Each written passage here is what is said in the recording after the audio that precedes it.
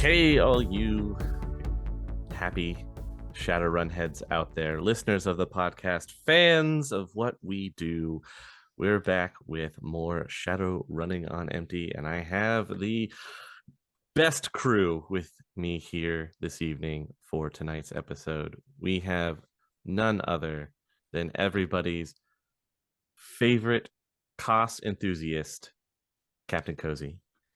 Yes. I am here as a representative of the COS, once again unearthed by the mysterious forces who entomb me in a pane of glass. So happy to be here. Remain vigilant.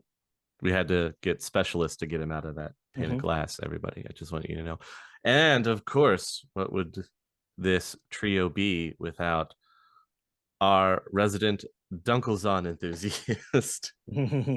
One, Austin. Austin, how are you doing this evening? You know what they say about trying to get somebody that's stuck in glass out of the glass, right? No, What did they please. say? It's a real pain. Oh, wow. Man. Much like a clear piece of glass, we walked right into that one. Oh, Feels good to be back. Oh my God. All right. I feel like I've earned back many months within the glass realm after that. Within the mirror dimension. Yes. The mirrorverse. Yes, the mirrorverse. Well, you guys, I'm happy to have you here with me this evening. Are you ready for tonight's topic? No. Oh, well. Good night, everybody. That was great. I've never been readier. Awesome. Well, tonight we are going to take a trip across the Atlantic Ocean, and we're going to travel to a small little island that has been rebranded in the Sixth World. Yes, my friends, we are headed to none other than Tir Nanog. Now, did we settle on the pronunciation of this? See, I knew you were going to ask me this. Haha. So I have, in fact, the actual pronunciation. Are you prepared? You know, I feel like we've said it and I'm ready to relearn it. I still have my strongly worded comment ready for you. Okay. So go for it. It is pronounced Tir, T-E-A-R, Na, N-A-H, Nog, N-O-G-U-E. So Tir Nanog. So like how, I guess that's how you've been saying it at this point. Yeah. I mean, pretty what close. What were we calling it before? We were fluctuating between the Nog and the Nog because we weren't sure on the back half pronunciation, but it's just Gaelic. It's just Gaelic for Better Ireland. So just call it Better Ireland. Yes. It's supposed to be Gaelic for Land of the Young. Well, that's what it's actually Gaelic for, easy, but I like my reasoning better. So. He's a translator of the youths. He would know what the youths would call it. All these youth millennials on your TikToks with your Better Irelands. Yep, they call it Based Ireland, actually, is what it would be referred to as. My God. I can't wait for us to rename it come the holidays when we call it Tir Na Eggnog. Okay. Tir Na Nutcracker? Tir Na Nutcracker?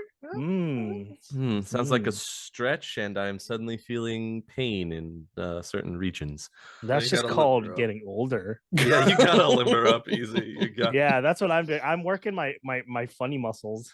See, me and you spend a lot of our days sitting easy. We really gotta stretch, man. You really gotta get those stretches in, dude. I gotta start getting those stretches in before the podcast, you guys. That's a rough one, buddy. Well, now that we have the pronunciation out of the way, the best time to visit Tir Nanog is during the summer months, which are late May through September, to take advantage of their fine weather. Overall, the Tir has a temperate climate Prevailing westerly winds sweeping in across the Atlantic give the tier its windy, wet weather, averaging 30 to 50 centimeters of annual rainfall. In the summer months, however, southerly and southwesterly airstreams bring pleasant, sunny weather. Extreme weather remains virtually unknown in the tier, save for storms in autumn and winter in the west and southwest. However, blizzards and severe snow rarely occur. Isn't that nice? My brain couldn't get past the fact that you were talking about rainfall in non-freedom units. I'm sorry. I'm mostly just imagining a bunch of elves running around in cargo shorts and like socks make and me like sandals. And Why cargo shorts and socks and sandals? because you said that it's got good temperate weather. It doesn't really storm, and Mhm. there's no and snow is a rarity. So like, So it's just a Birkenstocks paradise. yeah, I just assume that everybody That in sounds good weather awesome. wears what I wear in good weather, cargo shorts. Granted, I'm not a monster, so I don't socks and sandals. I Thank just straight you. sandals. Thank I you, show thank you. Thank you. I show those feetsies for free to anybody that comes and finds me out in the Ooh. woods. Oh wow. So enjoy that. I But mean, I will say that like if I think cargo shorts or like even like I don't know, beach shorts and like Hawaiian t-shirts would make elves much more endearing to me than they have been in the entirety of my life. if every elf looked like they were just about to go to a Jimmy Buffett concert, is what you're Okay, saying? yes. If we rename Tier Tongari to Margaritaville, Oh my this is what you're God. asking. I think this is what you're asking for. Yes, And yeah. I'm not opposed. I am not opposed. There's never been a better time. You know, R.I.P. Jimmy Buffett. There's never been a better time. Fresh margarita Mondays, is that what we're Dude. looking for? Oh man. Because Tirnanog is an island, it is accessible only by air and sea. No, it's only by air because the sea's where Leviathan is, and we don't fuck with Yeah. that. So Well, okay, we'll get into that. I promise. By sea, been they wondering. mostly mean ferry. no, I know. There's only like one transatlantic cruise that you can take. Easy. I don't trust the ocean in our world, so I definitely don't trust the ocean in the sixth world that inhabits paranormal critters, and the fact that a dragon just went, I own this now. I'm never going in the ocean again. Because the dragon owns it. I honestly thought it would have been the Meg. Well, here's the thing. The Meg is so outrageous of a threat that it's one of those things where like if a Meg shows up, you're just dead. Like that's it. There's no in between. Like debating it. Yeah. There's no like saying, hey dude.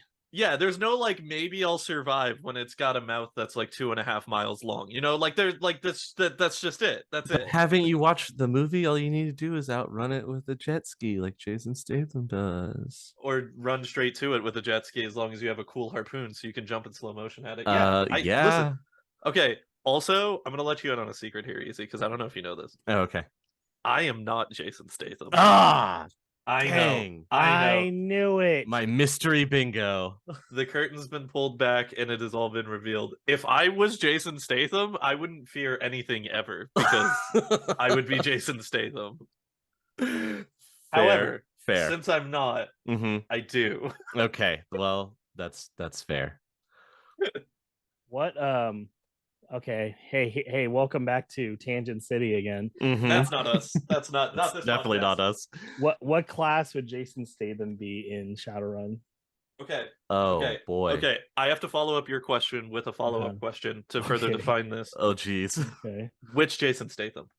Because if we're talking like transporter Jason Statham, that's different than like Expendables. Snatch Jason Statham. Because Yeah, you know, like or, Snatch Jason Statham would be like a face character. He Yeah. wouldn't really be Yeah. like a fighter. Transporter would be more like a rigger, and Expendables. Oh, true. Expendables is a street Sam without. Where's sex. my love? Where's my Yeah. love for Crank? See, Oh, if it was God. Crank, dude, physical adept. If it's Crank, it's Oh yeah, physical yeah, adept. for sure. Wait, Physical actually, adept, dude. yeah. Oh, for Yeah. sure. He uses electricity as his channeling medium in order to use his spellcasting. Bro, come on. Oh, Having my sex God. in public. Yeah, that Chev. that happens too. Fucking Shadows! I love the Crank movies. Those movies are Yeah. amazing. So over the Cultural top. touchstones, truly. Yes, where would we be without them? Yeah, you know what? You're right. That was really outlandish. I'd rather he's being chased by a megalodon. Something really grounded. Yeah, exactly. Yeah. I'm glad that we could bring Jason Statham back to reality. That's what we do here. We bring it back to where it needs to be. If you obviously had to choose, you would pick plane instead of sea to get to the tier, is what I'm understanding. Is that right for you guys? I like to live dangerously. For me, for sure. I mean, if I was gonna choose my mode of transportation, it would be plane into wingsuit, and then I would wingsuit. Interesting choice. Mm-hmm. You really get a good view of the Isles that way, when you're the Isles, the Emerald Isles. Emerald. Well, there's only the one homeland. Emerald Easy, Island. the homeland. I'm American, and my ancestry is Irish. Therefore, I am Irish. I don't know if you know that that's how it works. I see. Do you also drink the green beer around that time of year? Ho, to, to, to, to. All right, finally, we got it. We broke the seal. We're getting an angry email from this one. And eat my potatoes raw and corned beef my cabbage, if you know what I'm talking about. I do know what you're talking about. As someone of mixed heritage, let me tell you, corned beef and cabbage fucking slaps. It does. It does. It is the second best thing the Irish have given us besides potatoes, because I fucking love potatoes. I would not be living in a world without potatoes, honestly. Big facts. Oh, huge facts. If you're choosing to go to the tier by plane, there are only 2 international airports in all of the tier. One lies outside the capital city of Dublin, and the Shannon International lies near Limerick in the west. The tier also has commercial airports that deal with freight, and then internal small airports that deal with regular passenger traffic internally. Prices for air travel to and from the tier are high by both European and North American standards, artificially fixed by the tier government, as there is only one airline that flies into the tier. Is it Spirit? It is not Spirit. Oh, missed opportunity. It is Aer Lingus. Hey now. Oh boy. Let me guess. Is it $6,900 for a ticket to the tier? It's not. Oh, okay, fair enough. If you're flying out of good old Seattle, one way, it costs you 1,850 new yen for a one-way ticket.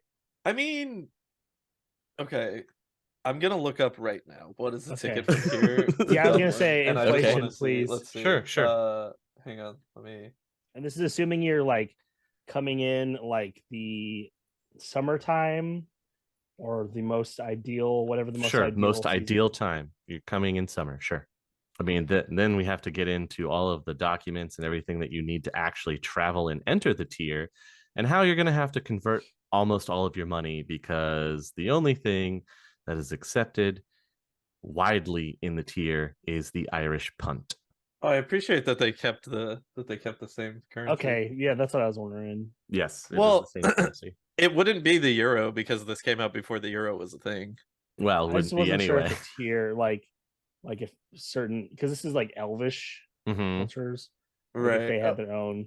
I don't know. They brought back gold coins or something. It can only be paid in gold coins. I almost thought you were going to go for it and say it had to be paid in a pot of gold. Well, I started saying it, and then I was like, I feel like I need to clarify, but I don't think I need to clarify. That would be pretty funny to make a fixer who is from the tier and they only accept payment in the form of gold bullion. I can only be paid in gold bars. Yeah. They try to be really anonymous, but they always get paid in gold bullion. So did you find the airfare? Yeah, so I mean, with what I'm looking at right now, honestly, like, it seems like a round trip from here to Dublin is like 1,400 to 1,500. So it's kind of on the money. Savings for one way. For one way, it was 1,850. 1850. Yeah, that's one way. Yeah, I mean, and by the way, that's in new yen too. So On here, we're looking at like 1,000 for a round trip. Do you want to convert the new yen to dollars? Oh, okay. What's the conversion on new yen to dollars? That's 4 UCOS dollars is 1 new yen. Is 1 new yen. So if we were to say that a UCOS dollar is the USD, then that would be 1,000 divided by 4, which is 250. So that would equal out to 250 new yen. 4 UCOS dollars is 1 Right, new yen. 4 UCOS dollars is 1 new So yen. yeah, so then it'd be 250 new yen converted, Yeah, which is means substantially cheaper than the 3,600 new yen that they actually want in universe to go yeah, to the exactly. tier. So Talk about how tourism is their income lifeline. dude, is it? Or is it just the plane flight to get there? Like, if the government, you said the government controls it anyway because they only allow the one airline that flies there. So, like, yeah, only scheduled flights fixed by such prior arrangement have the legal right to enter tier airspace. yeah, they're like, we don't care if you spend money once you get here. You paid to get here. Yeah. We're good. Like, enjoy. Oh. Oh yeah, we're just gonna take a family vacation this year to go visit the tier. Yeah? It's Yeah, it's only gonna cost us 14,000 new yen for us to get our plane tickets to go. It's much cheaper to visit the tier via ferry. Uh-huh.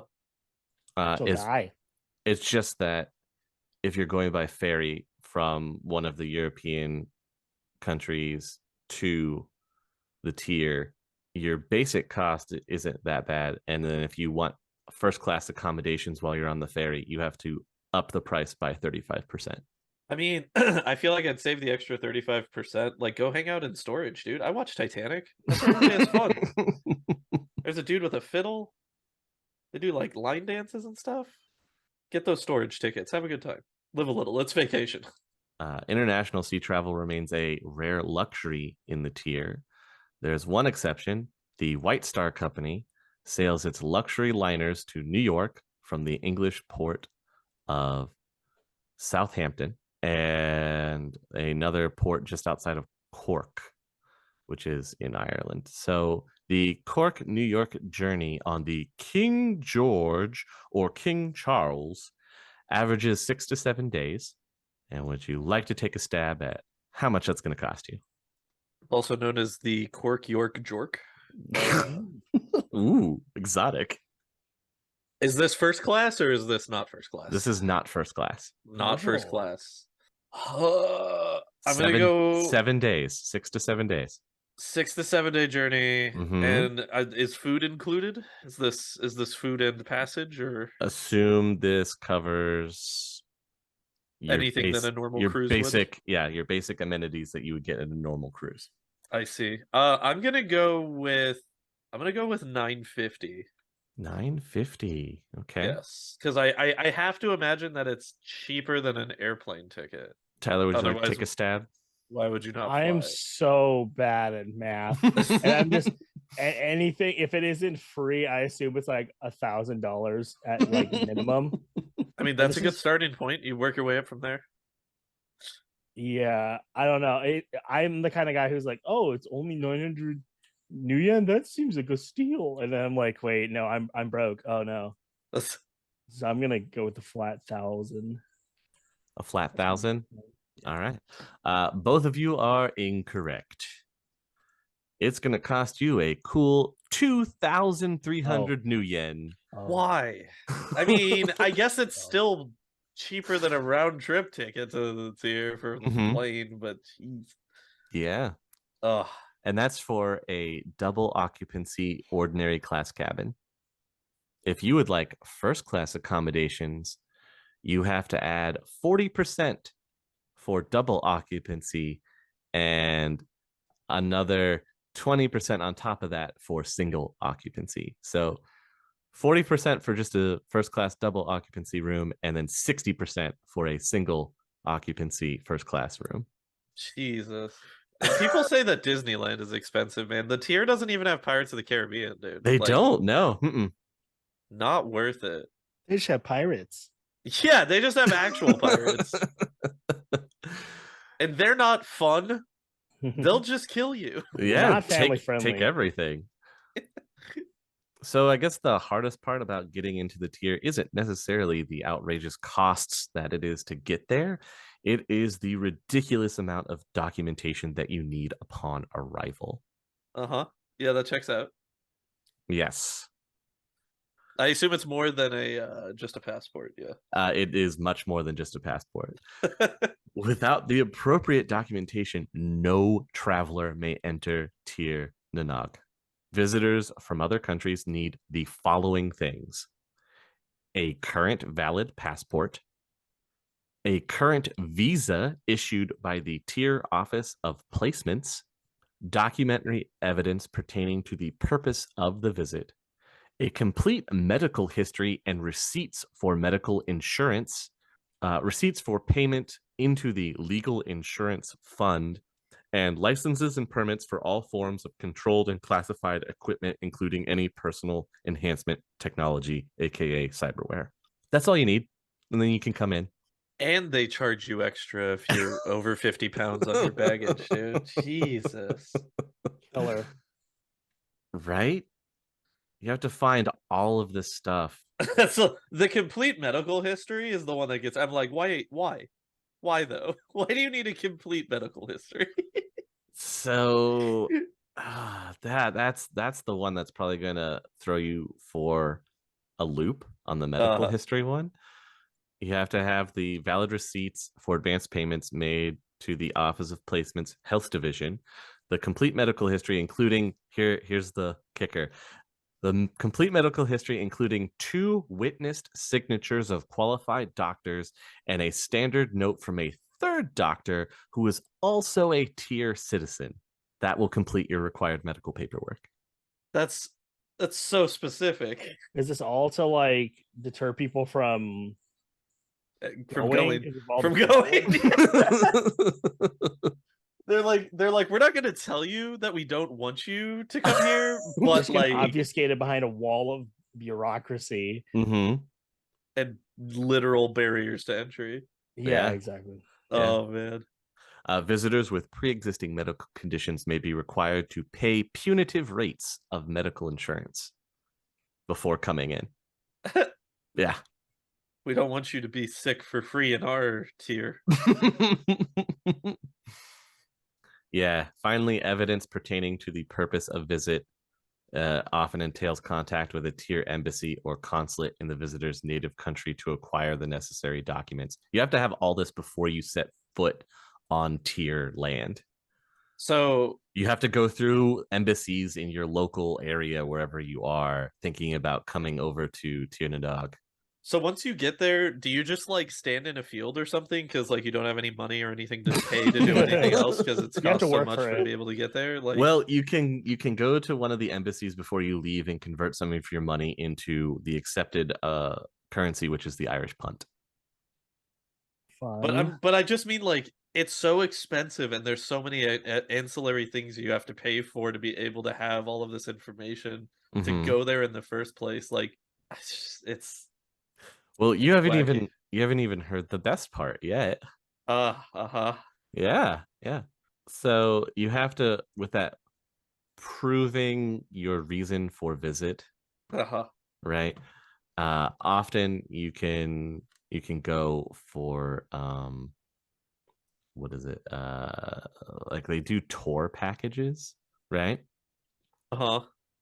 Visitor for a visitor making the trip for personal reasons, the Tier Tourist Bureau frequently offers a place on one of its packaged tours. To travel as a private citizen outside of an officially approved tour often proves difficult unless one is visiting relatives. Ah. Outright impossible, honestly. Well, yeah, because the other thing that happens once you cross the tier border and you provide all this wonderful documentation is that you then go off to the side for just a little bit as you get chipped. Like they give you a chip Like in they your noggin. no, like they embed a GPS tracker to the base of your spine, Oh. like right between your shoulder blades, where your spine, and meets your shoulders. Okay, yeah, I guess that's what I meant. Is like they They basically are RFID tag you, sick. Love that. so that if you're in a designated area that you're not supposed to be in due to what you supplied on your travel documentation, then that's bad. Yeah. I gotta say, this is sounding less sexier than traveling somewhere with sentient mana storms. With That's saying something. storms. He's got a point. That's true. Yeah. I'll take my chances with the mana storms at this point. Yeah, both tier citizens and foreign mages or shamans require individual licenses to practice their craft. In addition, foreigners must submit a tissue sample for DNA typing and must accept implantation of a surveillance microchip. The chip can be removed at the individual's request immediately prior to their departure from the tier. Oh, okay.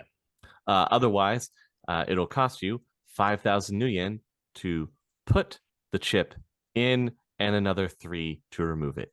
Assuming you're not doing this for the trip, or you're saying like if you decide to keep it. No, if you're gonna, you're gonna do it. It's part of the cost for the surgical procedure. It's getting more and more prohibitively expensive, isn't it? Yeah, the price was the price the price you were giving did not take into account all this stuff. No, not well. That's probably included in your That was just medical. plane tickets. We were just talking about plane tickets, Just dude. getting on the plane. Yes. And that doesn't even take into consideration the other barrier that is placed in place in case you're trying to get here without going through customs and getting on a plane or getting on a ferry or boat. If you're just trying to sneak on your own, there's a barrier. And that barrier is the veil. Oh, I've heard you reference the veil a couple times. Mm-hmm. The Division of External Security warns of taking appropriate measures to protect the nation against unwarranted intrusions. Do they knock you out and then take you out to the middle of the ocean and then wipe your memory and throw you in the ocean and go away? No. Whispered rumors claim that the veil is powerful magic, but there are actual sophisticated technological underpinnings to it as well. The veil uses sonar, radar, and infrared to scan the entire coastline. And the tier naval patrol vessels move incredibly fast at the slightest sign of anything unusual. People trying to smuggle themselves in by sea usually head around Scotland into the North Atlantic and then cut west to try to come ashore in Ulster. Unlike the rest of the tier, Ulster naval patrol vessels won't stop at challenging or intercepting you. They'll sink you and call up chopper cover for airstrikes. The Veil also uses information control technology, jamming signals from unwanted satellite TV broadcasting and the like. The Veil's designers scattered quite a bit of wide bandwidth searching, semi-smart scanning stuff around the external security headquarters. And then that's just the technological underpinnings, and then added in that there is real magic in the Veil, in that there is powerful confusion magic, which disorients those trying to reach the tier by land or sea, which by itself, it would be pretty simple to get around. Just use a pre-programmed autopilot, because the Veil can't confuse a machine, only a living mind. The trouble comes if you get intercepted and you switch to manual to dodge the swarming patrol boats or helicopters, and then you're subject to the confusion effect. But what if you go underwater? Yeah, there you go. Submarines could probably work. It's just when you come aground, you have to find a way to do it to where you wouldn't be picked up by any of the sonar, radar, or infrared that scans the entire coastline. So if you could silent run it there somehow, then there you go.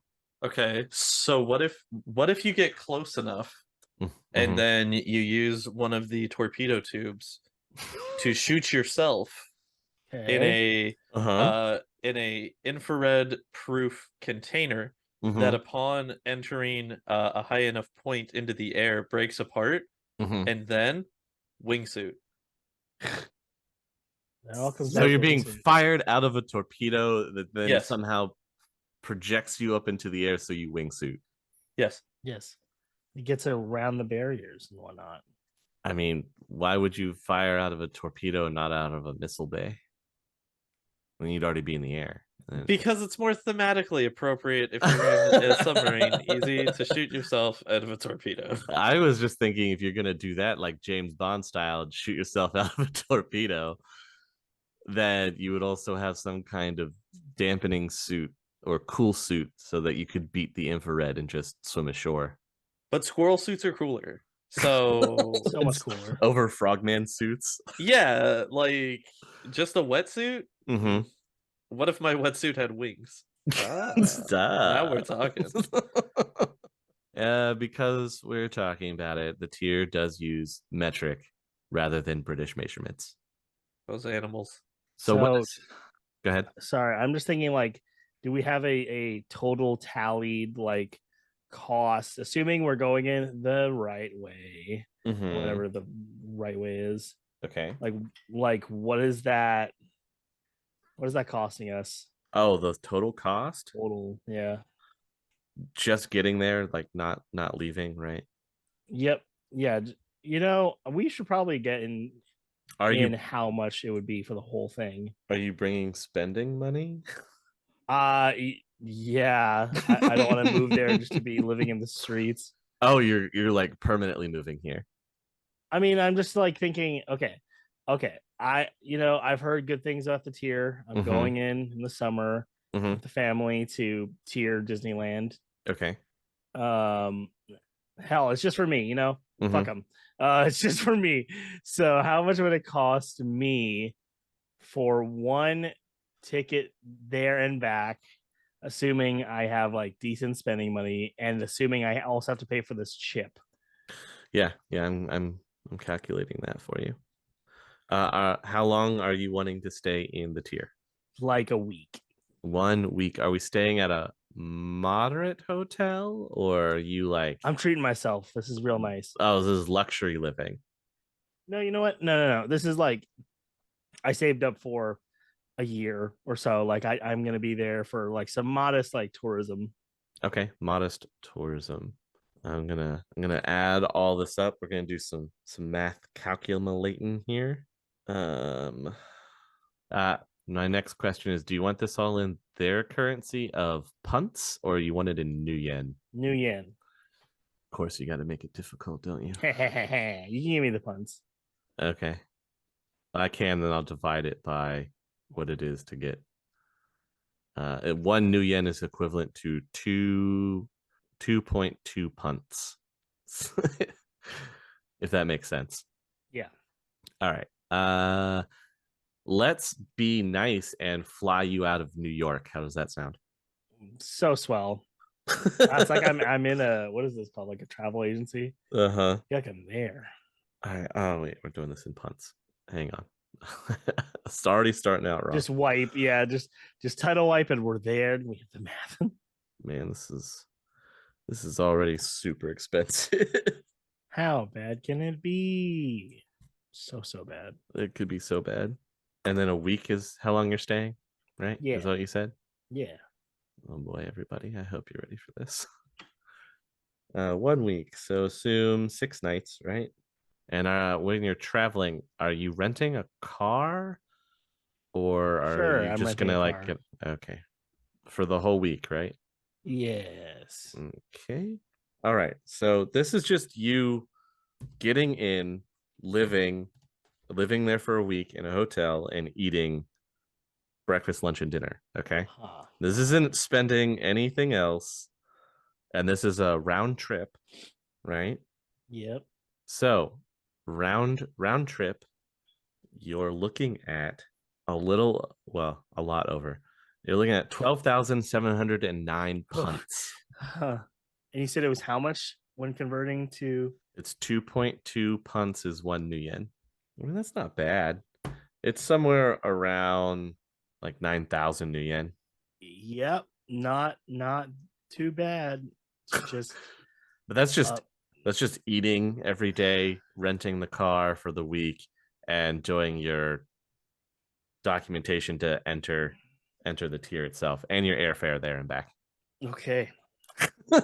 Well, thank you for that. You're welcome. Seems a little expensive, doesn't it? A lot expensive. A lot expensive. That's well over a month's rent for a decent place in Seattle, if you think about it. And then there's the law and order that you have to deal with as well. When you're in the tier police force can be a formidable organization. It's called the Garda. The Garda is the national police force. Provincial and local law enforcement agencies do not exist. Oh, neat. Private security organizations are absolutely prohibited within the tier. The Garda. So no Lone Star No Lone Star representation in the tier. Nope, no Lone Star, no Knight Errant, no Red Samurai, no Jackals. That's the biggest loss. Right? No, what were they? The blood Jackals. None of them. Blood Jaguars. Blood Jaguars. That's right. The Garda contains a sub-organization, the Tier Republican Corps, the TRC, that reports directly to the Minister of the Interior. The TRC agents and personnel have powers beyond those allocated to the rest of the Garda. If necessary, a TRC officer of the rank of about sergeant or higher can hold an offender without access to lawyers or any outside contact for up to 72 hours if he has grounds to believe such isolation is in the national interest. Anything could be in the national interest if you really try hard enough. If you really try hard enough. Especially when you tell the nation what's in their interests. Yeah. And then upon successful petition of protection to the Ministry of the Interior, the TRC may extend the holding period to 7 or even 14 days. Lawyers acting in the interest of the jailed person may oppose this petition, and the TRC must submit its petition of protection in an open court of law. So they can't just do it behind your back. The TRC sergeant also has unlimited search and seizure powers. Ordinary Garda personnel require a magistrate's warrant.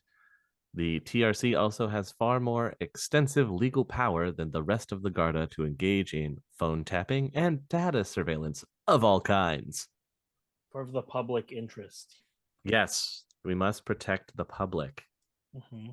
If you're getting V for Vendetta vibes, I totally understand. Just drink your milk, man. Just drink your glass of milk. Just drink your glass of warm milk. In addition to national law, 2 special systems of law apply to specific areas of the tier. The decrees of the Kurt Danan apply only to Danan family elves.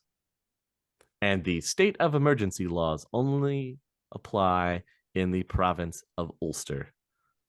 The latter laws operate in conjunction with national law and include special provisions for surveillance, anti-terrorism activity, banning of inflammatory public assemblies, such as Orangeman marches, and similar security issues. Any travelers to the tier must pay into the legal insurance fund before entering the country. These payments entitle the visitor to legal representation should they fall afoul of tier criminal law, though this representation does not apply to civil cases such as libel, slander, and so on. Anybody that wants to pay into this per week, it is 120 new yen per week. Sounds fun, right? I'm really bad at math. It was, I forget. Was it? It was 2.5.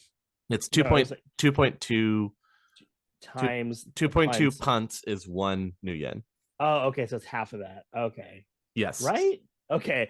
I'm like, oh no. Yeah, so it's either 120 new yen or 262 punts per week. So you can have legal representation. Yippee. There's also a crackdown on illegal and addictive substances within the tier.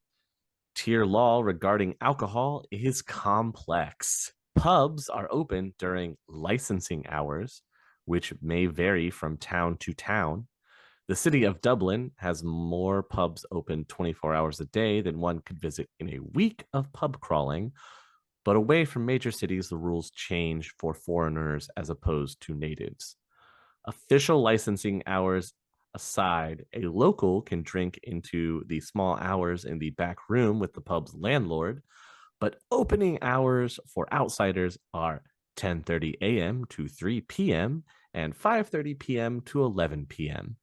On weekends, closing hour is closer to midnight. Liquor stores are subject to tough licensing controls and may not open between midnight and 10 a.m. Driving under the influence of alcohol brings a swift penalty for even the most minor alcohol level. Would you like to take a stab at what the legal limit is? 0.01. You are correct. For real? For real. Even the suggestion, I can't drink a kombucha. No. Bro, you can smell a beer. That's all you get, man. I can be thinking of beer and I will be breaking the law. Yeah, driving under the influence is very, very frowned upon. As your legal limit to drive is 0.01% alcohol in the bloodstream. Yes. Under the influence. Mm-hmm. That's what I'm calling it. When I am thinking about beer or liquor or getting drunk, and then that's under the influence. I'm a menace to society. This menace. I must Arrested. be stopped. Yes, truly. Nicotine products in the tier are theoretically distributed through licensed outlets only, but in practice are freely available through pubs, news agents, and special smokers' shops. Pipe smoking and chewing tobacco are common among certain elements of tier society, though such activities are illegal on any public vehicle, in public buildings, and in many other public places. You can only smoke in the comfort of your own home or designated smoking areas. You can't have society being a den of sin.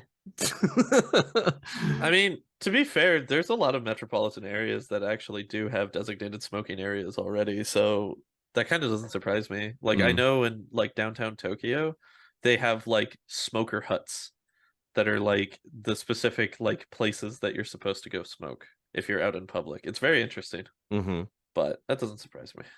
BTL chip technology is outlawed in the tier. Any form of dealing in or possession of addictive or controlled substances carries severe penalties, the mildest of which is a long jail sentence.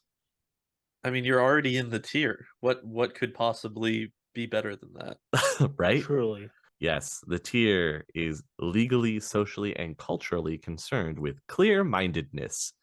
Anything that clouds the mind is frowned upon, if not outright illegal. You also might be interested to know that private healthcare in the tier is illegal. That's right, no street docs in the tier. There is only the street docs wasn't even the thing that came to mind, but I guess that would make more sense. I was just like, just like representatives from the government breaking down your door, and they're like, "We heard you have insurance." And it ain't with us. And it's not with us. Yep, the government-funded Irish National Health Services offers universal free coverage to all tier citizens, except for the elective procedures. And this coverage also extends to visitors who have paid their compulsory medical insurance before visiting. Any form of cyberware or personal enhancement aside from simple data jacks, memory chips, or knowledge skill wires counts as an extra risk factor. The National Health Service, the NHS, operates on the premise that people with cyberware tend to lead less peaceful and therefore more medically risky lives. It's true. Yeah. They've got a point. Any inaccurate declaration in an official medical history forfeits a visitor's right to medical attention. Oh my god. Oh, so that, no dock wagon either. True. Your dock wagon contract means nothing in the tier. That would be funny, again, trying to like imagine like how a dock wagon would get to you when they're not allowed to like even have like a location set up within the tier to operate out of. Mm-hmm. So like trying to think of like a dock wagon like plane trying to fly into the tier. They're like, no, you don't understand. We Well, gotta get him now. yeah, they would have to get clearance, and that's probably a no-go. Yes. Yeah, that sounds pretty bad. It sounds like you're bleeding out there, bud. Yeah. He had a good run. Even the tier matrix is controlled. Ugh. No. The porn. The No, porn. my porn. The tier telecommunications grid, the TTG, is a national system. No regional telecommunications grids operate within the tier. It is owned and operated by the post office as a national monopoly. That is a weird sentence. The post office megacorp looking ass. Like, Right? The post office is the one that runs the matrix they're the in the big tier. bad. I knew it. Never So trust weird, big right? envelope. Never. Can't trust manila envelope. The big envelope is the true evil. Yeah. Yeah, people thought it was big balloon. That's just the tip Yes, of the exactly. iceberg. No one sells balloons at a funeral. It's a very specific cut. I mean, I will say from like a logistical standpoint, I could kind of understand why the post office would be in charge of the internet because it's basically telecommunication, and the post office is Communication. Oh my god. manual communication. Yeah, right? Big male apologist over here. Hey man, I'm just saying, stamps did nothing wrong, all right? That's all I'm trying to say. You know, they're looking out for our best interest, comrade. Oh my god. Big mail makes sure that the trains run on time. All right. No. All you deckers out there will be happy to know that almost all of the tier system is sculpted at a primitive level. Rather than following the standard UMS image specifications, it uses images symbolically appropriate to the tier Nanak. Therefore, deckers unfamiliar with the tier symbols and mythology will have more difficulty running the matrix than those who know the underlying tier culture. Yeah, in order to connect to the internet, you have to run across the rainbow. You better know your Celtic symbolism. That's all I'm saying. It's extra gatekeeping. Like if gatekeeping It's was literal. a nation. It's literal gatekeeping. Yeah. Tier gate. I just gotta say, we've been talking about some mysterious forces in the background. We've talked about vampires. We've talked about blood jaguars. Yep. We've talked about portals that open up to eldritch nightmare realms. We've talked about sentient mana storms. We've talked about underground organizations that are like planning the destruction of the world. Yep. This sounds like hell. I've never felt anything less sexy than this ever, all of this. Have you ever felt more oppressed? Yeah, I'm offended that we're even reading this. As soon as you cross into their border, it's just like, we basically own you. Dude. He's not allowed to say if he's felt more oppressed. Okay, Big Envelope is listening right now. They're always listening. Big Envelope. So have me go back Tyler, to the... blink twice if you're in trouble. I will just lick this very discreet envelope. But you guys, tourism is their mainstay. How? For the 4 people that come through every year? They're crushing it, dude. They're crushing it. God. I've never heard of someplace that runs off tourism that hates tourists more than that hates people. That just hates them. Straight up hates people. Well, we haven't even talked about their festivals, which are what bring the people in. Sure. Plus, you could always go to your local tier embassy and ask them about these wonderful tourist packages. I have a feeling that the tourist packages are not, in fact, wonderful. Well, as long as you stay exactly on the tour package and you don't deviate from it at all, you'll have a good time. But if you go anywhere else, you're going to get arrested. What the? Hell. The tier welcomes you. Welcome home. Welcome home. Tir Nanog, welcome home. Welcome home. We know you're there. What a nightmare. So the first festival that people tend to gather for is the Rose of Tara Lee. It is held in the final week of August. It is a week-long pageant for beauties of the Tyr and Irish exiles abroad. Also includes horse races, a summer fair, and various other entertainment. The atmosphere is relaxed and rambunctious, full of good cheer. I mean, listen, I'm not saying that I wouldn't not be interested in going to an Irish beauty pageant. All right, I just want to make that clear. There's reasons for it because people do travel for this. The girls come from all over the world: Australians, Massachusetts Irish, South Africans, all kinds turn up. If you like the idea of getting lost in the crowd among hundreds of gorgeous women, come on over. If you have or can fake Irish ancestry and happen to be a looker, you can even enter the pageant. The rules stipulate no enhancements, though, and the medical exam is very thorough. He's a good man. He's thorough. The girls will receive a purse endowment if they win the pageant. They'll win 50,000 punts. Do they win enough to be able to at least afford it? Well, 50,000 punts? Oh, 50,000. Yeah, 50,000 punts. That covers your whole trip easily. Yeah, that's not too bad. I mean, that's like, at least 3 plane tickets too. At least. Mm-hmm. At least. The next festival is the Galway Oyster Festival. I'm back in. This 10-day festival in mid-September includes such events as the Oyster Opening Championships. How many can you open? Pry out of their shells and dump in a plastic bucket in 3 minutes. There's also the Oyster Eating Championships. There's both sprint eating events and marathon hour-long eating contests. Underneath all of this fun, the Galway Oyster Festival has a hard business element.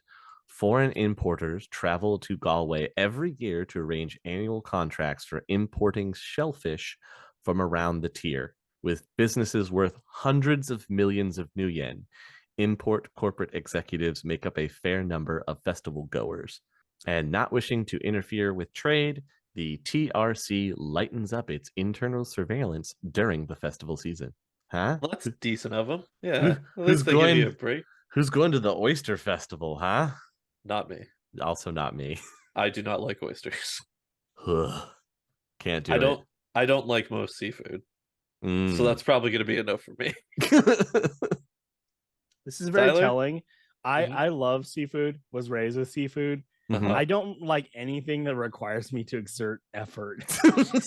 Crab, forget about it. Lobster, don't give a shit. Oysters, though, pretty easy. I mean, like a lot of times, like they're already like opened up for you and everything, but like oh, festival, that's gonna smell like ass's ass.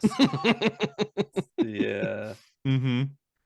You also have the option of going to the Yates Summer School. Hey, wait, real quick. Yeah. When does the Oyster Fest take place? Oyster Festival is mid-September. Okay, at least it's in fall. I was like, imagine if this thing was also in like June or July, like the middle of the summer. Warm outside and room temperature oysters right for the shucking, baby. Anyway, you also what a nightmare. You have the Yates Summer School. It's a terrible nightmare. The Yates Summer School runs from June to September in Sligo County. The summer-long event includes a galaxy of lectures, seminars, and study weeks on W.B. Yeats and other great Irish cultural figures. Students booking here give the Tyr another important source of revenue. A week of study, including accommodation and basic meals, costs 750 punts. They're all about getting that money. But say you don't want to partake in the lovely festivals that are going on. How about some sports? What do you think? Sports? Yes? Maybe, guys? You down? I like rugby. Well, the Tyr is famed for its traditional sports. Gaelic football, and hurling. Okay, hurling can actually be pretty entertaining. I'll give them that.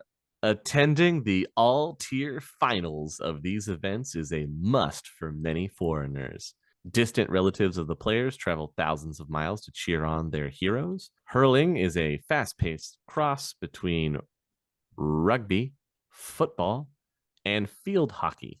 Two teams of 15 players armed with long hurley sticks attempt to convey a ball-like object called a silter into the other team's goal. Meanwhile, Gaelic football contains elements of both soccer and Australian football, which allows handling of the ball. Tier natives passionately follow both sports. Players and fans run the gambit of humans and metahumans, save for dwarves, who lack the size and speed needed to play either game. Damn. Poor dwarves, singled out because they're short. Can't even be defensemen or anything, you know? Like, No. that's the worst part. Yeah. That's the downside right there. You lose out. So how did the tier come to be? And why? So, in the bullet point history here that I have, in 2014, following magically enhanced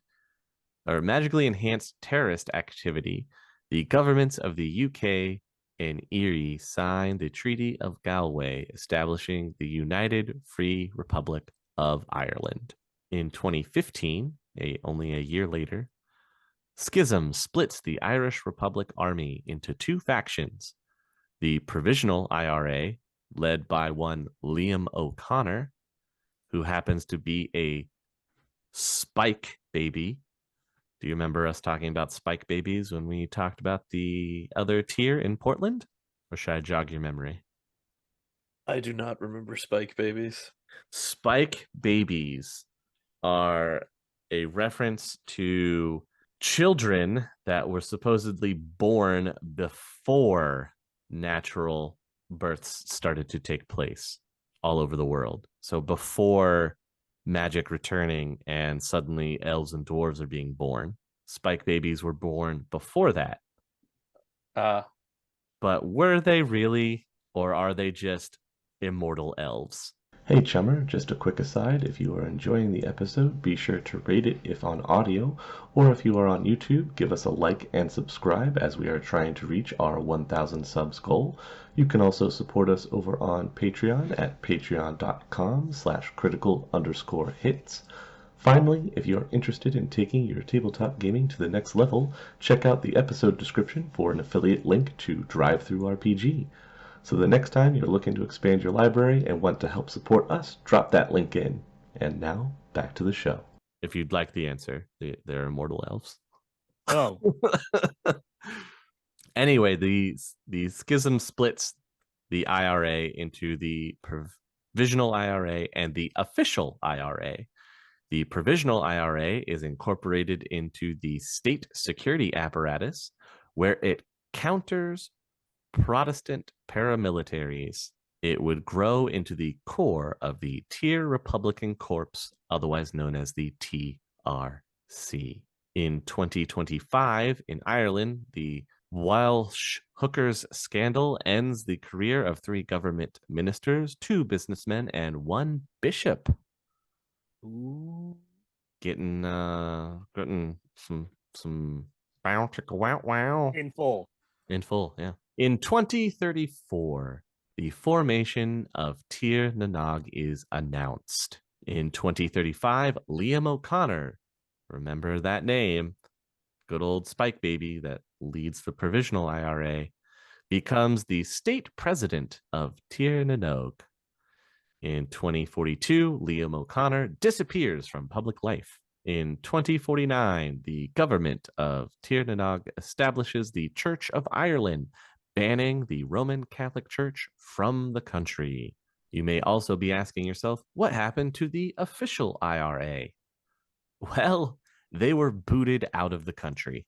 Most of them find their way over to Boston, where they rebrand themselves the Knights of the Red Branch.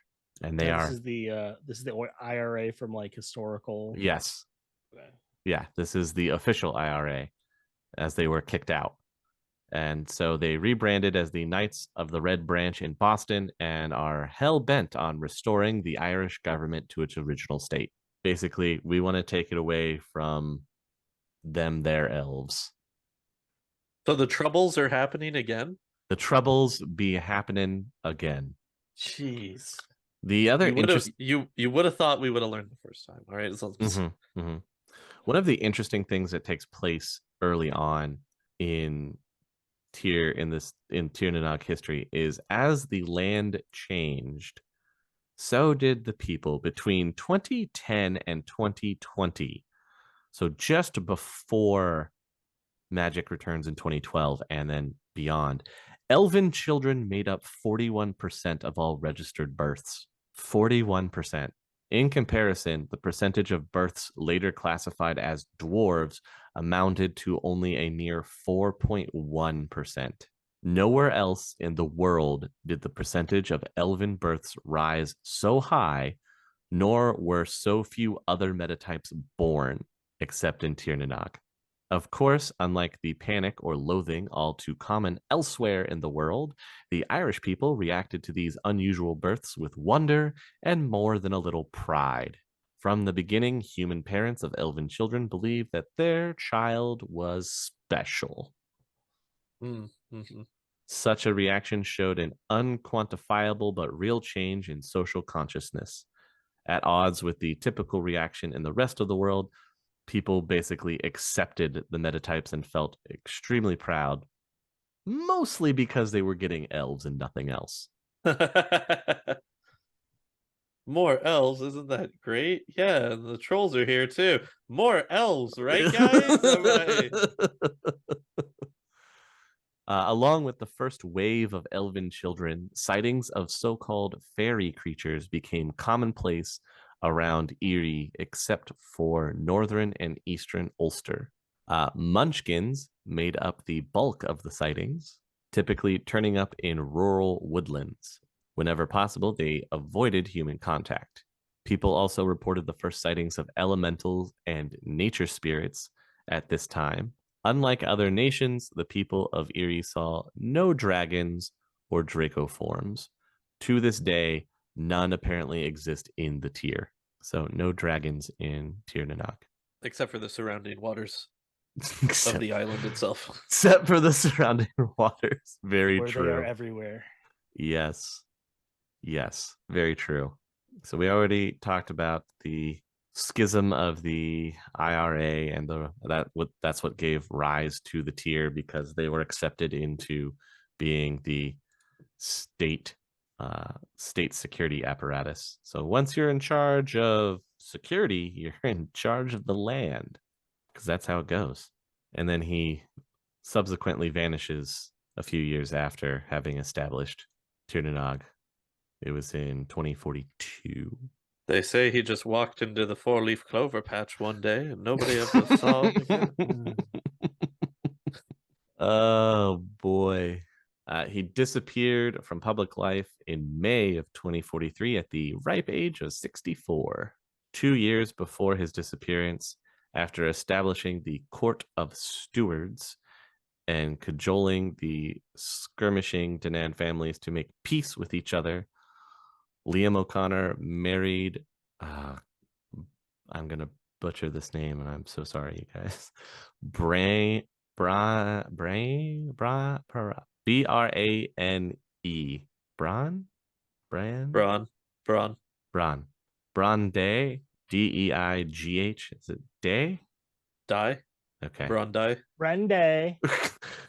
Also acceptable. Also acceptable. No one knows why. Not even his family could guess the reasons for this marriage to an elven woman less than half his age from a small family of little note.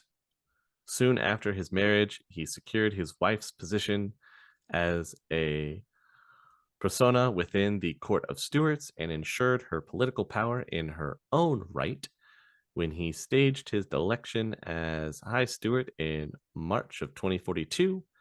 After Liam's disappearance, Bray proclaimed herself Queen of the Sealy Court, a non-legislative body independent of the Court of Stewards or any other body of state. I didn't vote for her. Well, he basically placed her in power. I stand by my statement. That's fine. That's fine. So, recent events in the tier. They have the elves of the tier have cemented their hold on power through politics, business, media, and culture, and are now virtually unchallenged outside of the province of Ulster. It's the only one that has any kind of paramilitary resistance in all of the island. For the most part, enlightened social policies have made elves popular within the tier. Tier citizens are better cared for by their government than almost any other people in the world. The tier government spends more on education, health, and social welfare than American and other European nations. The tier economy grew by an average of 3.7%, has the lowest unemployment. The land itself remains largely unpolluted, far less ravaged than in other nations. Another reason for that is that mega corporations are outlawed in the tier. Oh, okay. There is no extraterritoriality in the tier. Makes sense. Yeah, I think it makes sense, but at the same time, the country feels like a megacorp. right. It's like the way they have it set up. Yeah. Yes, but it feels like a megacorp that's only interested in what it has and doesn't care about expanding. The tier doesn't want more tier. They want their tier to be the best tier. Mm-hmm. You know, like they don't. It's like an isolationist megacorp. Yes, absolutely. Yes. They're also very particular about if you have magic and you're coming into the tier. Like they closely watch any magic users that come in. You'll also be happy to know that if you're planning to commit crimes in the tier, I am. tier law makes no distinction between use and intent. So if someone employed a thing, most courts assume they did it for a reason. And even in a lenient court, and even if a lenient court decides that they had no reason, they still consider the individual guilty of dangerous behavior involving the item. So There's no such there's not a good deed. no. To lower the risk of terrorist actions in Ulster and also the activities of armed criminal gangs in certain other areas of the tier, the law allows a tier citizen to own only certain types of personal weapons for self-defense. Possession of heavy and automatic weapons does not fall under self-defense and carries a stiff fine or prison sentence. So you can have like a holdout pistol or a knife. And that's about it. I mean, what more do you need, really? That's I guess that's true, yeah. Tier law includes a list of prohibited organizations, membership in which constitutes a crime punishable by a minimum jail term of 2 years and a maximum sentence of detention for a duration deemed beneficial to the interests of national security. So until we feel like it. Yes. Mm-hmm. Mm-hmm. Yep. Okay. Yep. Sure. You cannot have you cannot belong to the Irish National Liberation Army. You can't belong to the official IRA and the so-called Unseelie Court. So yeah, if they can prove that you belong to any of those organizations, you could sit in jail for 2 years or until they want to let you out. In interest of national security, Yes, keeping the peace. got to keep the peace. Now, was the cost that bad, guys? Am I right? They're also very strict on their environmental law too. For example, an unsuspecting visitor can be fined 5,000 punts or sent to jail for a fortnight because his automobile has an oil leak that dirties the road. Well, that's just inconsiderate to infrastructure, so I get that. Driving an unlicensed vehicle without a catalytic converter earns a mandatory 6 months in jail. Punishment fits the crime, you know? Tossing a battery in a stream carries a 5-figure fine plus a few months of incarceration to Who reflect on the error of such careless ways. who specifically looks for a stream to throw a battery away in, dude? Yes, the battery stream. Yeah, you just throw that into nature and you just figure that it's gonna sort itself out. Like But in a stream, at least it's gonna go further. Eventually out pretty into the sure- realm of Leviathan. Well, no, see, Yeah. I'm okay, but what type of battery? Like, are we talking about like a AA, or are you talking about like a car battery? Because I'm imagining like a car battery. It just says battery. That would be hilarious. It doesn't. You're like trying to replace the batteries in your flashlight, and you take Mhm. them out, and you just drop one, and it falls in the stream. The tier ninjas just descend on you. From the blades of grass. Yeah. You're going to replace it and you drop it, and then Yeah. they're like, freeze! Hands on the ground, hands on the ground. One of them shines the light on the battery in the water, and one of them's like, I think I'm gonna be sick. What kind of scum are you? Wow. Turn the body cams off.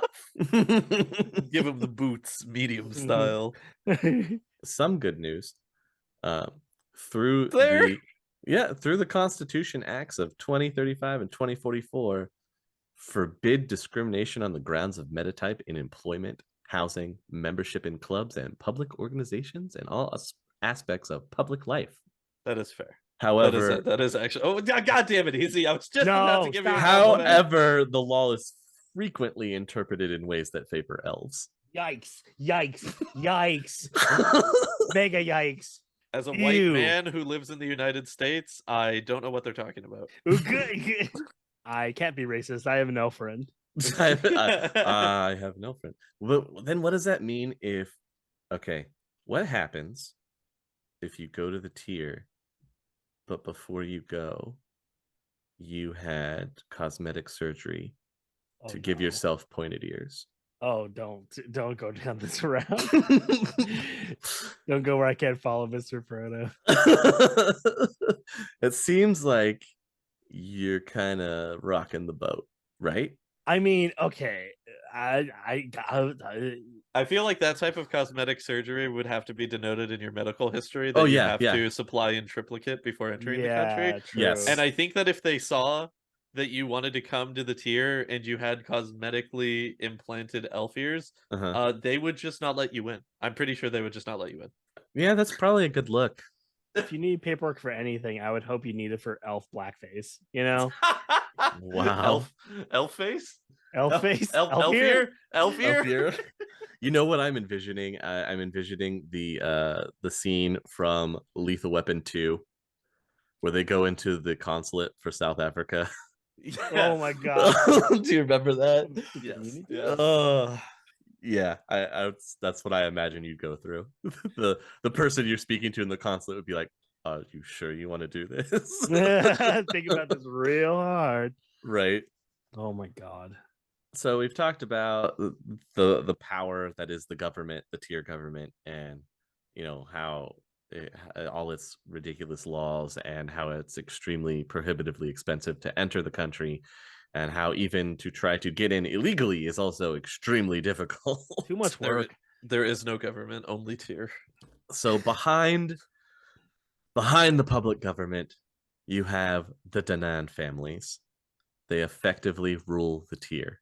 These 22 families dominate the Senate, businesses, and all aspects of tier life through the Council of Stewards and the Sealy Court. Their known name within the tier, I believe, they're called the Celestial Leprechauns. I love that. The 20. Oh my god, the divine families. Yes, dude, the 22 Jeez. divine, bro. So yes, the 22 Danan families produced extremely high numbers of elven offspring during the awakening, for reasons that remain unknown. I don't know, nepotism. I think we know. I'm pretty sure we know. Keep it in the family, you know? Though elves dominate the Danan families, many of them also count humans among their number. However, only elves may serve as stewards for the families. Human-elven relations within the Danan families are subtle and complex, balanced between love, loyalty, and resentment. I mean, that sounds like all politics, right? Mm-hmm. Yeah. I think you just described the plot of Game of Thrones. It's what it sounds like, right? Power within each Danad family falls to its steward and its elders. Unlike stewards, the elders always retain power and influence within their families.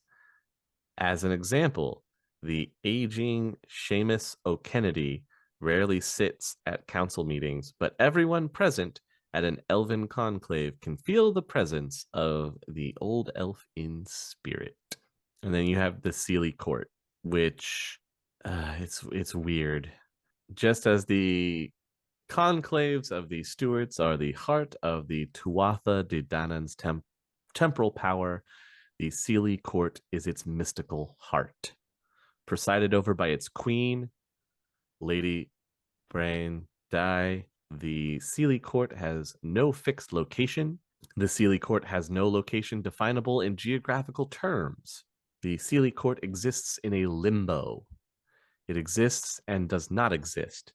It is a fractured metaplane, an underground burrow hidden from both magic and technology. Though one can enter it by normal means, a seeker cannot find it unless he knows how to look. Very magically hidden away. And that's just the mystical heart of the land. A lot of the forests did grow back on Ireland during the Awakening, and you have this huge resurgence of mythical creatures as well. Does the tier have like a? Do they have like a national animal? I don't think they do. Let me look. Tyler, what would you pick to be the national animal of the tier? Oh God. For some reason, I'm just imagining a fox, Uh-huh. but its nose is pointed upwards and it's looking down on you. Yes, the snooty fox. The snooty fox, yes. The twin-tailed snooty fox Yeah. of the tier. It does not sound like the most outlandish animal. I believe that. Dude, we have Nova possums, dude. Like, I True. believe any mystical Yeah. animal that we make up at this point sounds like it exists in the sixth world. Yeah, do we know of the meta critters of the tier? Oh, what's located in the tier? Yeah. You know I what? wanna know I have a list for you. You know, we need a mascot for every place. We do need a mascot for Well, I every mean, I place. assume that there's unicorns because you know what they eat to live. So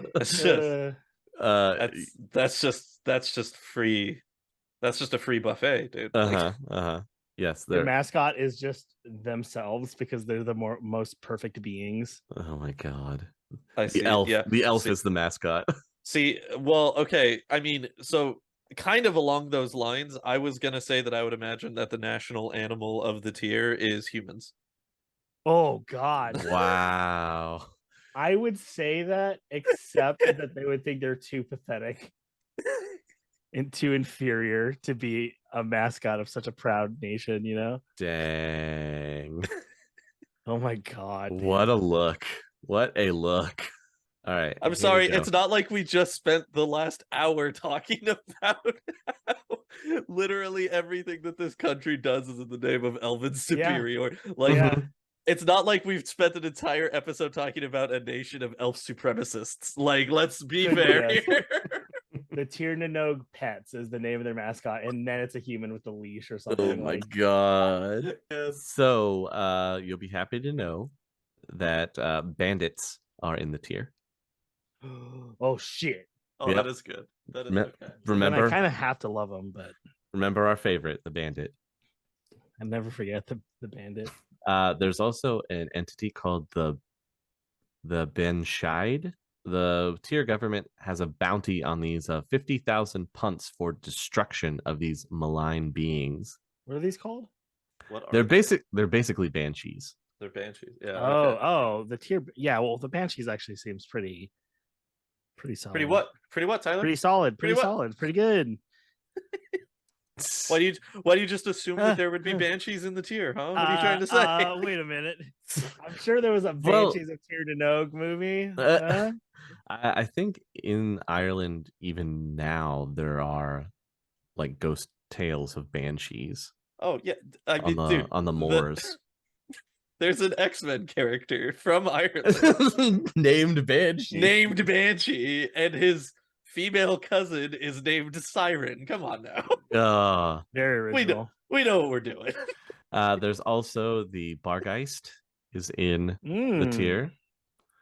The parazoologists cannot agree whether or not the tier's black hounds of fairy tales are true Bargeists, though reports of such beasts are frequent. They actually have some pretty cool options. Dude, Celtic mythology has some dope creatures in it. That's true. They have blood kites. Oh, I like to imagine that it's literally just like a kite made of blood. like a strip of flesh made into a kite. The string coming down off of it is the just most solidified aerodynamic blood. material is human Not what flesh. it is. Look how it flutters on the breeze Look over how the it flutters, moors. Clarice. I fly this kite, Clarice. For the listeners, they are an avian creature. They're not a flesh kite. Yeah, but they'd be cooler if they were easy. Yeah. Okay, let us have our flesh Yeah, kites Dad. with No. blood string. You never let me talk about the flesh kite. Mom said it's my turn with the flesh kite. No, we're done. No, moving on. There's the bogey, the bombardier. The bombardier is an indigenous variant derived from the native red squirrel. Oh. Is it a flying squirrel that attacks people? I don't know if it attacks people. Guys, I just typed in bombardier creature in Google and I hate it. That's what I found. It is not at all a fluffy creature. Oh. The one I found, and I don't think this one is accurate at all, and I hate it. Of course, the sentry ferret can be found in the tier. Yes. As can the cockatrice. I mean, realistically, I feel like the century ferret would actually probably be the representative creature for the actually, tier, right? Considering how like isolationist they are, Yeah. remain vigilant. Remain vigilant. Of course, the devil rat is in the tier, but it's literally everywhere. I see that the rat queen has spread her tendrils. There's also the Duzunokwa. Remember, those are the trolls that are infected with HMHVV. Yes. Elementals of all kinds. The firebird, like the phoenix, the firebird is not indigenous to the tier. However, some may have been imported by elves as part of a species protection program. They just have a summer home there. The gargoyle. Ghosts reportedly exist in various castles or other historic buildings and ruins. The tier elves regard them as cursed beings. I mean, that is where ghosts are known to be located, to be fair, though. Believing them human rather than elven departed. The elves have little interest in them. Well, yeah, elves don't become ghosts. Everybody knows that. Obviously, ghouls. Greater unicorns. Ooh. What about the lesser unicorn? Also regular unicorns, yes. Oh, okay. Also lesser. Harpies. Harpies Wait, exist. hang on. Wait. We can. What is a greater unicorn? Do they have two horns? Because then it's a lie. No. Basically, think of greater unicorns as the draft horse version. I see.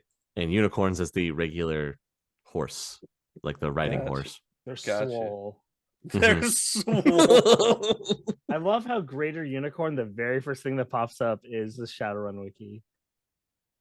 I mean, I don't think I've ever heard reference to a greater unicorn. It's the Clydesdale of unicorns, is what you're saying, right? Yeah. And you know what? That sounds way cooler. Yeah, that does sound like a morphic. I'm still on mascot train. I don't want my sleek unicorn. I want a jacked unicorn, man. Right? Harpies exist in small groups in isolated forests. I think that they Hellhound. just call those book clubs, right? Easy. That- Hellhounds exist. Do you guys remember this one? The Incubus. Periodic reports of incubus activity filter in from many tier cities. The government has placed a 20,000 punt bounty on these creatures. Yeah, but like only when they're on tour, you know? Boo. Boo. The Kraken. Kraken have occasionally been sighted off of Tyr's Atlantic coast, but only in deep waters where Tyr vessels do not travel. Okay, wait. I was just thinking about this though. How come we have the confirmed existence of hellhounds, but they're like slightly larger than average black dogs? Mhm. Don't exist. Like, like we have literal hellhounds in the tier, but Yeah. they're like larger than average black dogs that roam the moors. I don't know. That's Sus. far fetched. Yeah, Sounds sus. that's very silly. You have the Leshy. Leshy are common in the tier. Leshy enjoy protected status. The ruling tier elves regard them as a form of nature spirit. Okay, yeah, that makes sense actually. The I can see that. Leshy often work with elves to protect the rural environments. They have their own territories in several parts of the tier. They were like the coolest enemy from Witcher 3. I like fighting Leshies. There is the Lesser Rock. Radiator Unicorn, Lesser Rock. Hey Tyler, Huh? I'm pretty sure that the Lesser Rock is just Roman Reigns. Am I right? What a reference. During spring, the Lesser Rocks congregate on the tier's western coastline and in western Munster.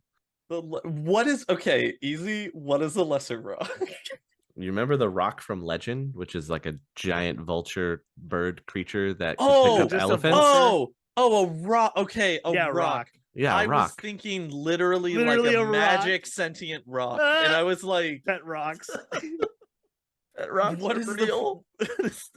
Okay. Oh, okay. Sorry. No, your the joke still bird, the stands. rock. Bird rock. The joke still ROC. stands. Joke The is joke still still amazing. stands. Yes, I'll the take joke that still one. stands. But okay, the birds. I've got it. We're back on the same page. Okay.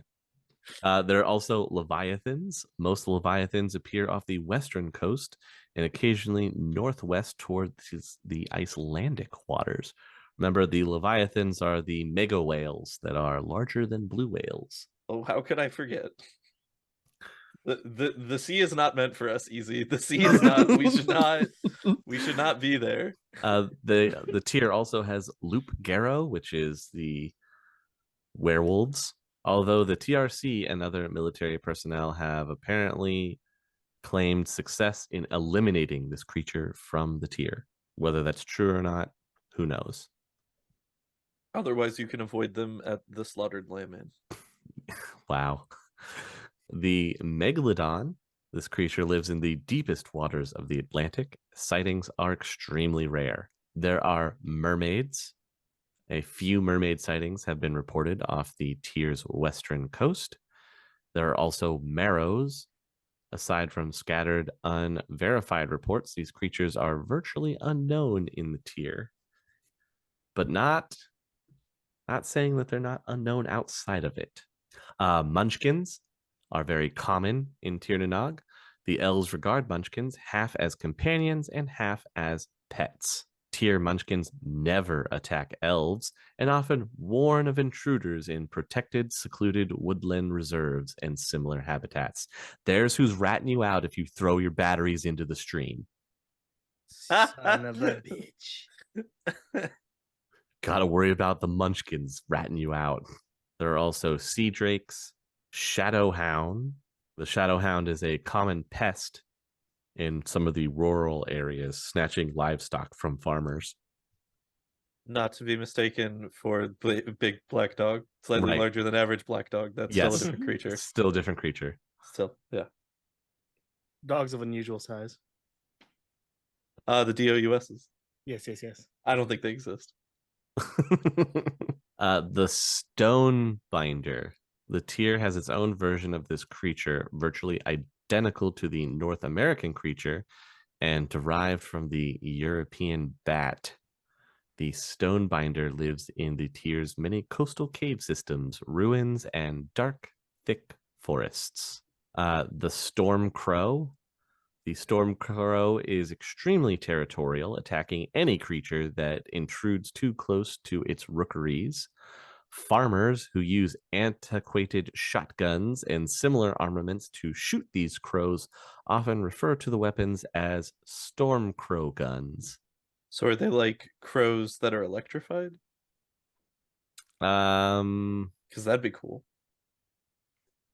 I think that they have a minor affinity for air elementals. Oh, boo. Oh, boo. So I believe that they can affect weather a little bit. I'll have to look up Storm Crow for you. I see. Oh, that's pretty cool still too.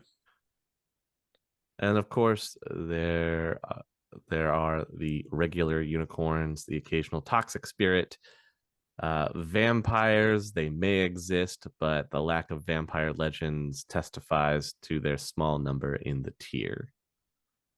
See, I think it's funny that you would think that like the vampires would want to go places where vampires aren't like culturally relevant, right? Because that would be the smartest place to hide out.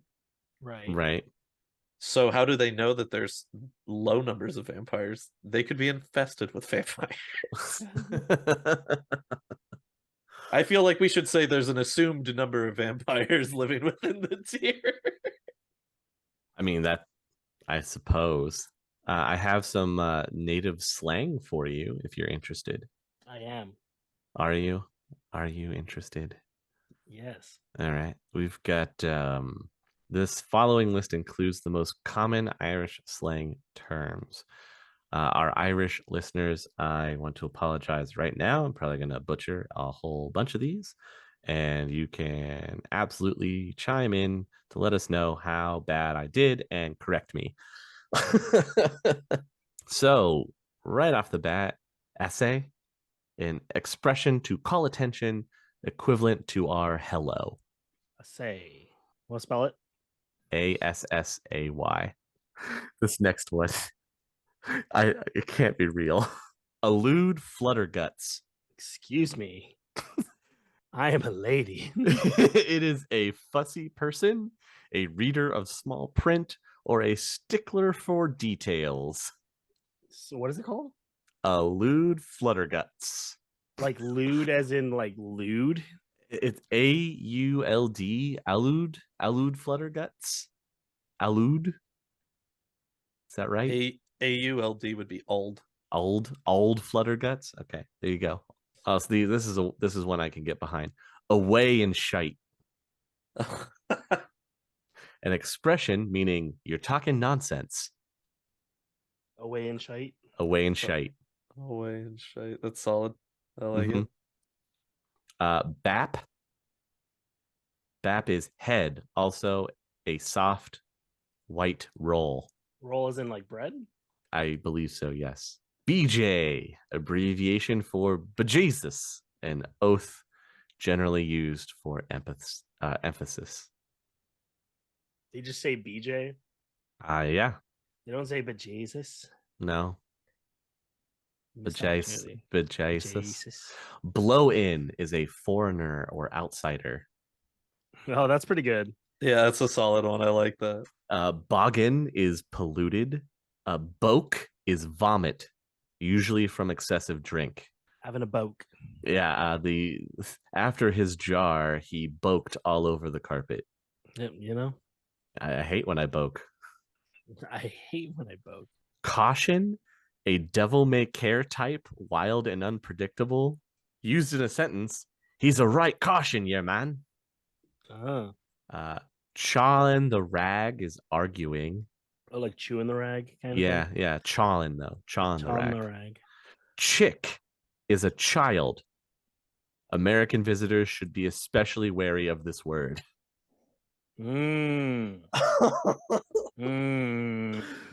You can't say, check out that chick over there. You're in trouble. You're in so much trouble. Clever is neat or appropriate. Example sentence is, you've a clever coat there and no mistaken, means your coat fits you well. Oh, that's nice. Crack is fun, lively chat, or enjoyment. Oh yeah, they have good crack. I have great crack. I've heard this somewhere. Crawl thumper is a hypocrite or a religious zealot. That's pretty good. A deed, this is DEED, means dead. So someone's deed if they're dead. Yeah, your deed. Dingle Excuse me. is a dent or mark. He made a right dingle with your man. Oh my god. DJ, originally an abbreviation of district judge. The term now means any judge or anyone connected with the legislature. In some areas, any government clerical level employee. So, DJ Kali. Oh no. That's District Judge Khalid to you. You're right. It sure is. You're welcome. Dolly little fella is a nice person in the affectionate tone. Egypt is a fool. Fairly is excellent. That wee lad can fairly sing. Feed is meal. Fern is foreign. Fierce, unacceptable, extreme. That's a fierce expensive to be sure. Yeah, like traveling to Tirnanog. It's fierce. It's quite fierce. It's quite fierce. Quite fierce. Fog feed is a lavish meal. Hmm. Foostering, usually foostering about, is wasting one's time. Geg or neg is a person. So GEG or /NEG is person. Glar, GLAR, that's Glar, right? Yes. Sticky substance, especially mud. Also, the term "you're in the glar now," meaning you're in real trouble. Ooh. Gorb is a greedy person, specifically a glutton. See her, she stuffs herself like the glorb she is. Jar is one or more drinks. Lashins is penalty. Mislin is drizzling. Mislin is just drizzling. Yes. Sick bars. They've got him for days. Truly.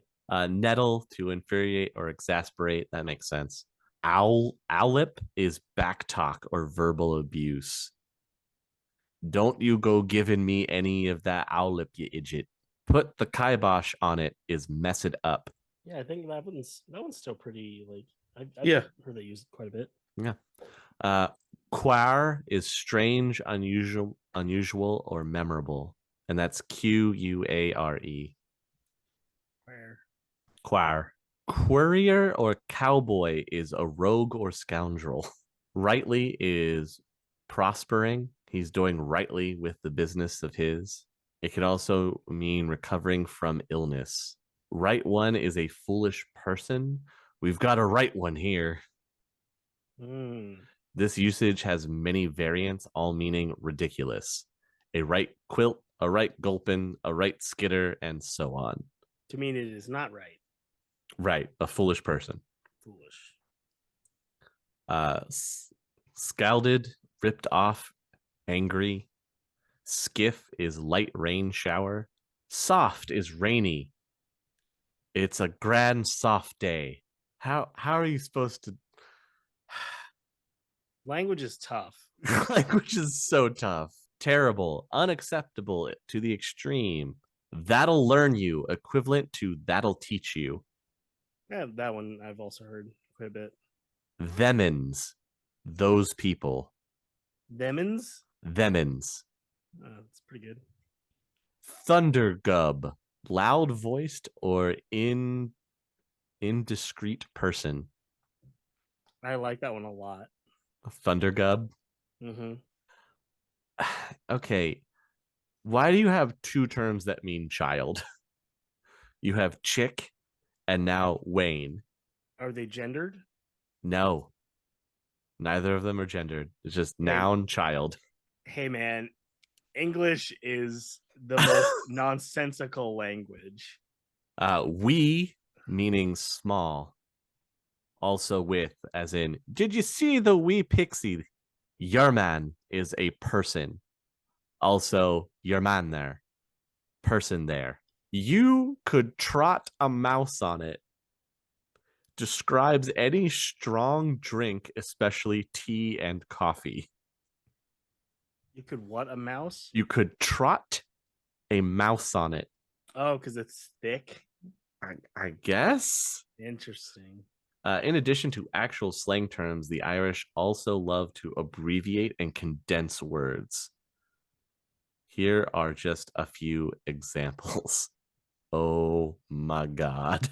How do you even pronounce these? Let's see if you figure this one out. Emfuraf. You're Emfuraf. gonna have to spell these. Amferaff. Emfuraf. I'm far off.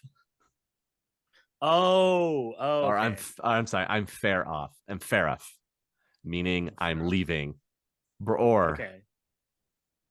Bror. Bror. Bror. Bror. Uh-huh. Spell that. BROR. What is that? Brother. Bror. Brother. Bror. Oh, because Bror. the I think it's like a glottal T kind of thing is it an apostrophe No. or dash? Nope. It's one word. It's one word. Oh, never mind. I don't know shit. See, these are the slang terms where they've condensed the words down. Like furnuff. FERNUF. Furnuff. Fair enough. Fair enough. Yeah, you got that one. Have to. Have to. Have to. Meant and muncle. My uncle or my aunt. Mm-hmm. Oh my God. Said relative's proper name is also abbreviated if possible. My aunt Annie becomes Montani. Matani. Montani. Oh, okay. Okay, I see. Are you catching on? I'm catching on, yeah. Or day. The other day. Mm-hmm. I love these. I've come around to them. Stry. Stry? Stry. Would you like it in a sentence? Sure. We can go out now. Stry. Austin? Can go Oh. Nope. we can go out now. Stry. we can go out now, Stry. Yep. It's dry. It is dry. Oh, Ah. Stry. Oh, We've got turble. terrible. Mm-hmm. Waddle. Waddle? Waddle. Water bottle? Waddle I do now. Oh, what will I do? Oh, what will? But it's waddle. Waddle. What'll I do? Where? Where? Wait, Yep. where? WYER. Where? WYER? Mm-hmm. Where? Is it just where or wherever? It's weather. Weather? Man, I hate this place again. I kid. You'll have to. You'll have to. Yep, you will have to. You'll have to. I get the condensing down of words. It honestly reminds me of, I know I'm probably gonna get flack for this. It reminds me in Snatch where they're talking pikey. Mm-hmm. Yeah. It's a very fluid, like quick language. So Mhm. condensing them, and it's like got some rhythmic qualities to it that just blend itself really well to sing-songy kind of condensed stuff. You know. Mm-hmm. Mm-hmm. Some other ones. SEP is an American. SEP. Plazi is useless in the derogatory term. Rack, R-A-K or Raki is a jerk, derogatory. For example, you can say rack off. Aggro is trouble, especially violence. Baldric is orc in a derogatory term. Oh God. Bangin is superb. The box, or just box, is a Tridio screen. It's a bit of a nightmare place, but hey, they got some nice words. They got some interesting language. Yeah. No, it is a nightmare place. It's just a nightmare place across the board. A nightmare place with interesting words. It's also extremely difficult if you were ever to be a runner in Tirnanog.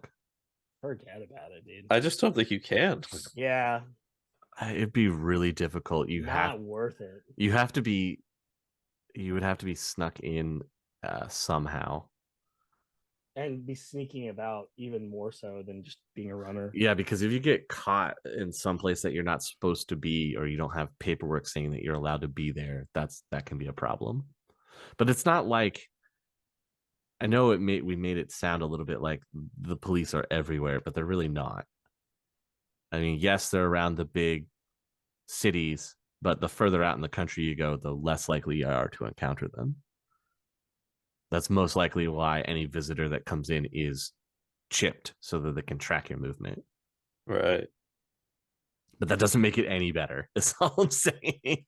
So that is our huge look at Tir na Nog. I will say the one thing that we didn't really touch on real briefly is their belief system, where they believe in this thing called the path of the wheel, which are their spiritual beliefs. They believe that elven spirits are reincarnated if they walk this path, and you can achieve enlightenment through walking the path.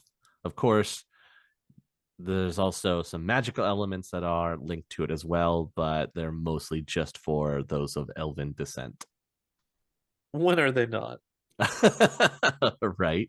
But that is another reason why the elves on Tir na Nog don't like ghosts or consider them cursed creatures, because they have not reincarnated through the path. So they're a lost soul, basically, which is a cursed existence because of their belief structure. That's about it for Tir na Nog. Oh, I was wrong about one thing. They do allow there are two mega corporations that operate within the tier, but only through subsidiaries. And those two mega corporations that have been granted land, still not extraterritoriality though, is Renraku and Saderkrupp. Can you blame them? No, they're one of the only places in the entire world that does not allow for corporate extraterritoriality, which is probably why they don't have more of a corporate presence. Is there anything else that I could enlighten you about the tier? I think it's all fair enough. I feel pretty enlightened to never go there. Ever again. So, having now talked about both Tir na Nog and Tir Tangari, if you had to pick one, which one are you going to, or which one would you live in? I can't even entertain the idea of being in Tir na Nog for any reason. Like I could be in a corporate mega prison, and I still would at least know I'm not in Tir na Nog. Yeah, definitely Tir Tongari. Also, if you're in Tir Tongari, then you're connected to the rest of the, North America. So if it gets real bad, you can just at least you have somewhere to go. That's true. You're not stranded on an island. Well, you guys, that's one of the questions that you will have to answer for us. If you had to pick, which tier are you going to live in? And on top of that, remember our question from earlier in the episode, which Jason Statham? Which one? And with that, I thank you guys for hanging out with us. And it's nice to have the crew back together once again after all of these technical difficulties that I have had to suffer through. I hope you guys are still enjoying all of the lore that we are bringing you, and we plan to bring you lots more. And as always, you guys, we will catch you in the next one. The Topps Company Inc. has sole ownership of the names, logo, artwork, marks, photographs, sound, audio, video, and or any proprietary materials used in connection with the game Shadowrun. The Topps Company Inc. is granted permission to Critical Hits to use such names, logos, artwork, photographs, sound, audio, video, and or any proprietary materials for promotional and informational purposes on its website, but does not endorse and is not affiliated with Critical Hits in any official capacity whatsoever.